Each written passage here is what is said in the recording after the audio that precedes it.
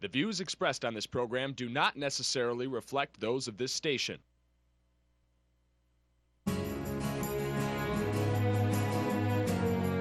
Welcome to Insights into Northeast Michigan.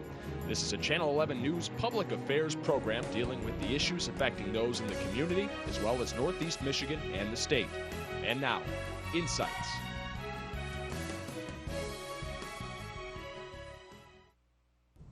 Welcome to Insights. I'm Annie Taylor. Today I'm sitting with Ken Hubbard, the Democratic candidate for the 106th District, Michigan House of Representatives.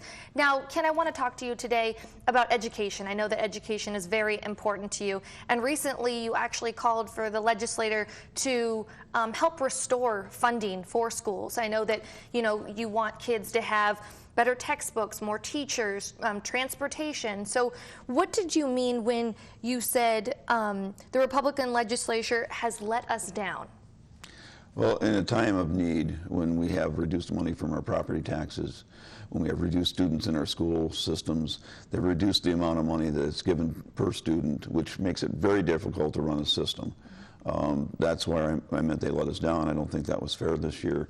They've given a little back, but they've still reduced the amount that they give per student, and that makes it very difficult to run a school system. Now, I was at Lincoln Elementary School in the north side of town about a month and a half ago when you were there speaking. Now, will you tell a little bit to the viewers about why you were there and why that was so important to you to draw a crowd? Well, actually, I went to Lincoln School because that's the neighborhood I live in.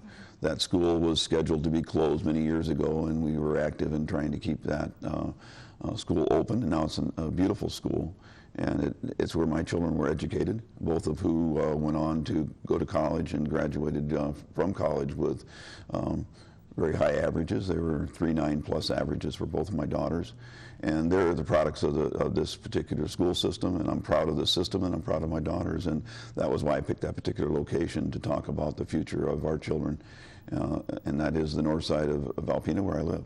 Now, speaking about the future of our children, now you, correct me if I'm wrong, you believe that because if we have more teachers and better textbooks and just a better school life for these kids, that in the long run, this will help their future. They will go farther in life.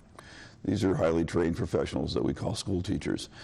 They go to college and they go through a very rigorous system. In the state of Michigan, we have some of the finest teachers put out, and they come to our area. We need to attract them here. We need to be able to make sure that we have good qualified teachers to make sure that our kids learn, and they have our children more hours sometimes than we have them.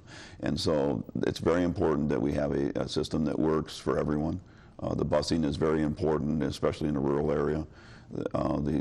The building maintenances and all those things go into what it takes to run a good school system. When you reduce and continue to reduce, you get to a point where you can't maintain buildings, you can't maintain the teachers, you can't maintain the quality of education that you have.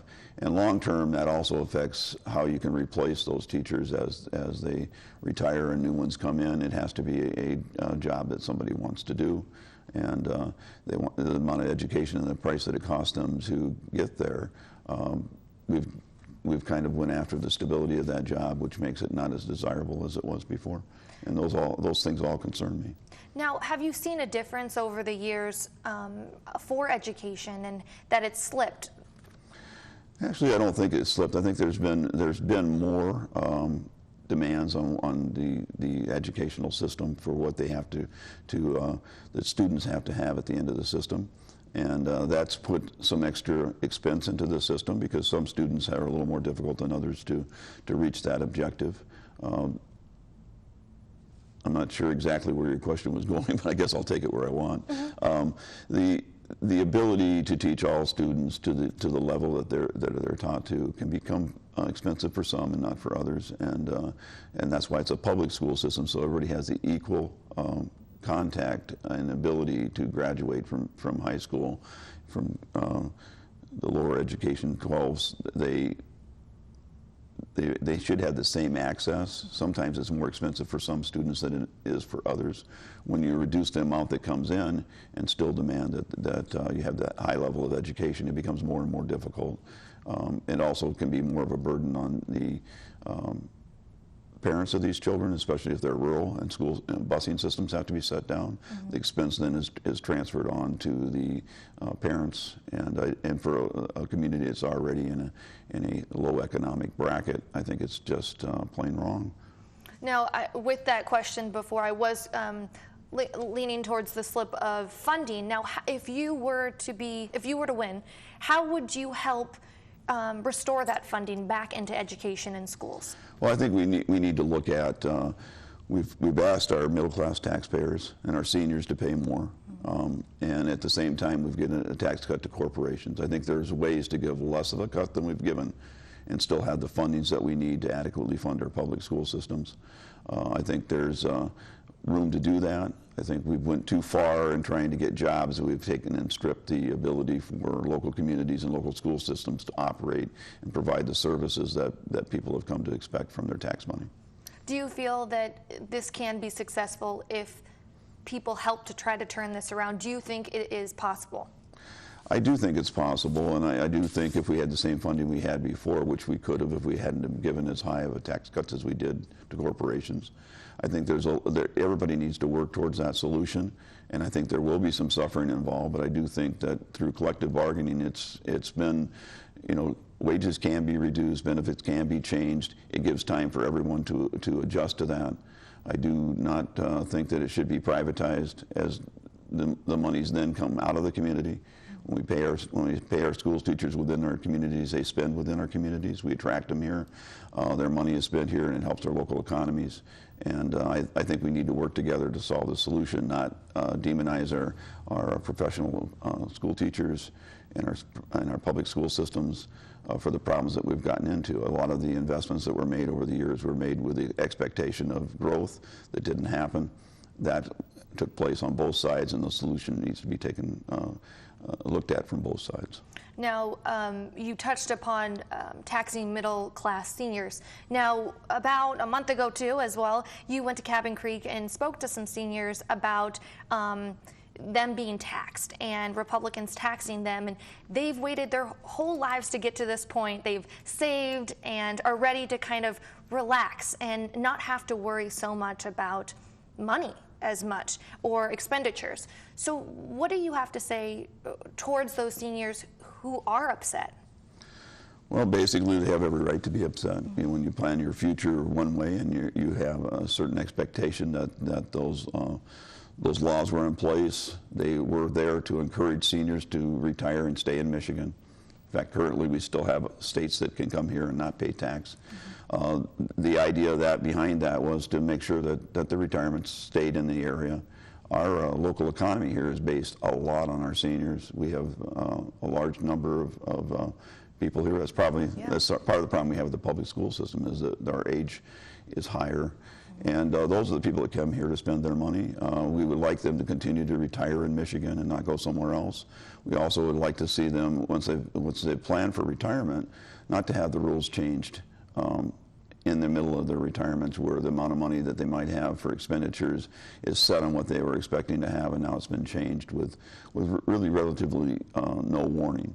And I think we need to move towards all working together for a solution, but if we're going to make those kind of changes, we need to make them slowly, and we need to make them so that they help the local economies in our areas and not necessarily go out of our economy. There's a big drain of economics going from our seniors to Lansing, while less money comes back from Lansing already, which is a further drain to our local economies, and that's why I'm in this issue. As a county commissioner, I could see that at not only in the school systems, but in local governments, that we've been asked to do the same with our employees and our retirees, and those situations can be solved if we work together to solve them. I think we've proved that here in Alpena, in the county, and I think the school systems who actually care about their children and their employees have a better chance of working together with the teachers and the custodians and the other people who work in the system to come to a solution where they can operate within their budget. But when their budget is continually cut from the state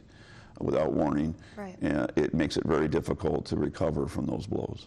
Now, before we go, is there something else that you'd like to share with the viewers, maybe a couple of your key points on if you were to win? What would you start out by doing and helping at least our local community? Well, that's what a representative does, is represents their local community.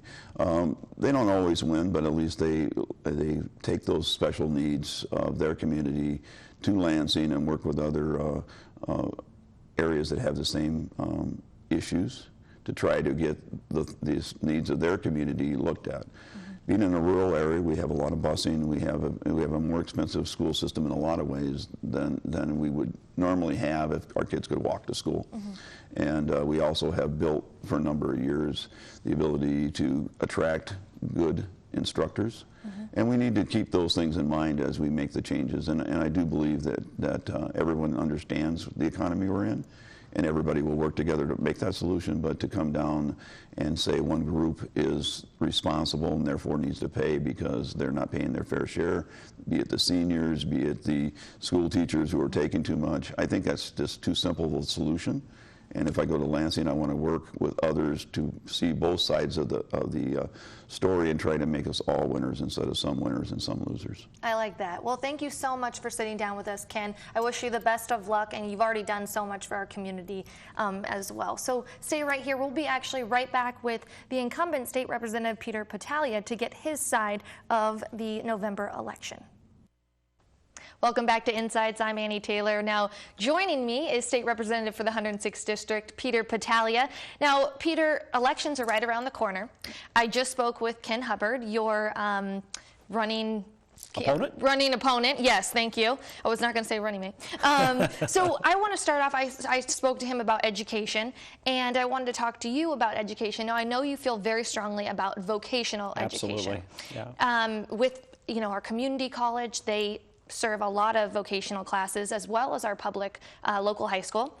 So why do you feel that vocational education is a priority for yourself? Well, vocational education, first of all, being an auto mechanic myself, I've seen the benefits behind vocational education. In northern Michigan, I used to champion vocational education in our K-12 system, but due to budget cuts, it's been scaled back over the last 20 years, and I truly believe it needs to be brought up to the forefront again. And actually dealing with Governor Rick Snyder right now, he is starting to talk about vocational education because of my push to him to show how important these projects are for our local K-12 systems, but also our community college. There's a little bit of misconception about K-12 and community college. They're both public education. So we need to bring vocational education back to our public school, our K-12 system, and help these young people generate the education with the skill set that is now in demand in our local businesses.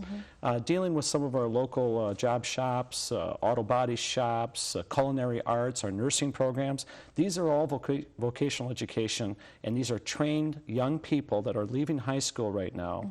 And these businesses want these people right out of high school. They want to bring them into their business. They want to help train them within their business, send them to our local community college to seek the higher degree, and it's a good thing that we can do. And here's the sad thing. We hear about all these education cuts, and we as Republicans get hit a lot because of these potential cuts. But the federal government has cut vocational education dollars all throughout the United States, and nobody was saying anything about it. So I put together a resolution on the House floor, and it passed hugely with bipartisan support to encourage the federal government to start reinstating funding for our vocational education programs.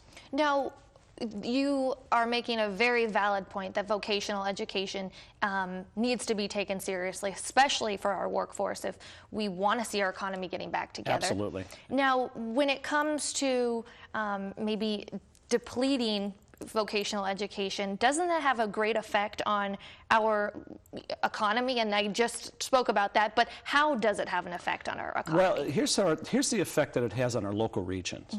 Our young people, first of all, our K-12 system, due to No Child Left Behind and some other programs that were brought to Michigan through the federal government and state government, have put an undue pressure on our local educators to have higher science, higher maths, 2 years of language. Well, some of us don't believe that that's all necessary for each and every child. We're trying to make cookie cookie cutter children. Right. And everybody exceeds differently at different paces. So bringing vocational education back to our schools, and what we have done, and I've worked with other legislators on this, is once they get into the high school setting, we have our local counselors work with the students to tailor that student to the best education that we can provide, whether it's higher education, somebody that's seeking university, or somebody that's seeking community college, or somebody that is seeking vocational education. We're going to give the freedom to the local school districts to determine the path of that child. And today there are jobs set for entry-level people. Lincoln Tool, Tawas Tool, here in Alpena, Lafarge Corporation, the rest of them, they're looking for entry-level students leaving high school that they can now train and tailor for them. And we don't have it. And what we want to do is help pay for this to our local school districts without increasing the foundation allowance, but bring categorical fundings in. So let's say Alpena K-12 system decides to work with NOAA, and they're going to work with underground or underwater issues or marine archaeology or whatever the case might be. We can then put them down as a school of excellence, bring funding sources back in that now we know they're providing this service, and pay them, bring money back to them in categorical fundings, take it out of the foundation allowance. Even with the nursing program, our Alpena Community College is a champion with our nursing program, so why don't we allow a K-12 system to work with our young people, give them some of the skill sets they need to go into the community college. Now, you mentioned the cookie cutter child and how that doesn't really work for every kid. So how does this affect enrollment, or does it affect enrollment? Well, it doesn't affect our K-12 system, but what it does affect is that we now set up some of these young people for failure. We have always had, when I went to school, we always had the ability to take a vocational education path or the higher education path. If you were seeking university, if you were university bound, those classes were always available. And your local counselor had the ability to tailor that to the student. And we're not talking about one student being better than the other student. We're talking about society and what jobs are available in society. Here in northern Michigan, we have a huge agricultural industry. A lot of these young people are going to graduate and work on the family farm or in agriculture. And agriculture is not anything to shun themselves at now. It's a high-tech industry, and we need these young people graduating from high school with skills. They have to have computer skills, they have to have GPS skills, they have to have mechanical skills. Farmers do everything, and we need to have them set with the skills when they leave school. And they're not available right now. Now, quickly, because I want to move on to our seniors as well. Now, Hubbard said that, you know, if money that went towards corporate tax breaks, that money could have been used for school funding. You know, it's very interesting that he keeps saying that, but he should read up on actually the things that he's trying to scare people about. Michigan is constitutionally structured on funding sources for education. It's called Proposal A. Constitutionally structured on how monies are paid into the education system. The number one source for funding for education is sales tax, since Proposal A. Number two is property tax, and property tax is based on property values.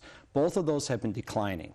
So there has never been any money taken out of the education fund to put anywhere else. It cannot be done. It's against the law. It's against our Constitution. You would find the whole legislative body in prison if that would ever happen. But what did happen is the federal government cut back $1 billion in stimulus dollars for education. If those dollars would have came from the federal government, it would have been put back in education here in Michigan. So the story has to be told truthfully. Do we need more money for education? Absolutely. But when the funding source from the federal government is cut by $1 billion, if we're going to place fingers and point blame, we should do that. But I will not point blame. We have to figure out how to restructure funding sources for our education system. And it's really interesting. Since Proposal A has been in place for about the last 26 years, Alpena's K-12 system has lost 35% of its students' population. And our funding source for our K-12 system throughout Michigan is based on pure pupil funding. And when you lose 35%, that's over a third of your students, you've lost a third of your potential funding source. So that has to be known.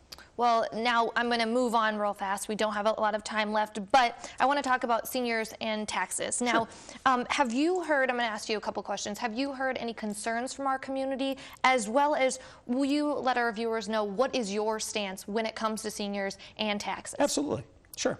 It's interesting, when Governor Snyder's first proposal came out in 2010, they were going to tax all income at the same level. That means anybody that's working or anybody that's retired or anybody that's living off investment interest. They were going to tax it all at the same. And we got together, most of us in the northern Michigan got together and says, wait a minute, we can't do that. I says, we have a lot of retired people up there that cannot afford any taxes. So we restructured it and put another proposal in that anybody above 60 years old is pretty well protected. And the way this works, if you're 60 to 67 as a married couple, you can gather $40,000 a year in pension income tax-free, plus Social Security, which is tax-free, military pensions that are tax-free, and disability that is still tax-free. If you're 67 and above, you're held harmless. Absolutely no changes whatsoever. So if you're 67 and making whatever amount of money in pension income, you have not been changed. So when they talk about this being a senior tax, it's not. First of all, it's not a tax at all. It's an elimination of some exemptions. And the reason it has to be changed is just like the federal government had to do with Social Security, is it was on a path of failure financially because of the hard economic times. We've had 10 years of a recession here in Michigan, and what can you afford and what you cannot afford has to be adjusted. Right. Now, the group that is affected is under 60, and it's a shame that that had to happen, but when you have a 50-year-old person retire and never pay taxes again on their pension income, it was unsustainable. And myself, I'm in the worst age group. Yes. So. Well, thank you so much You for bet. sitting down with us. I wish you the best of luck for another 2 weeks we have to go, so Yes. hang in there. You bet. Looking forward to it. Yes, well, good. I am too. Well, we will be right back on Insights. We're actually going to go out on the streets and talk to the people in the community about all these issues that we've been speaking with Hubbard and Battaglia.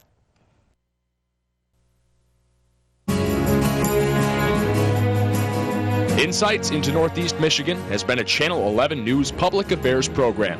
If you have any comments, suggestions, or topics you would like to see on a future show, please email us at the web address on the screen. This has been a production of Thunder Bay Broadcasting Corporation. All rights reserved.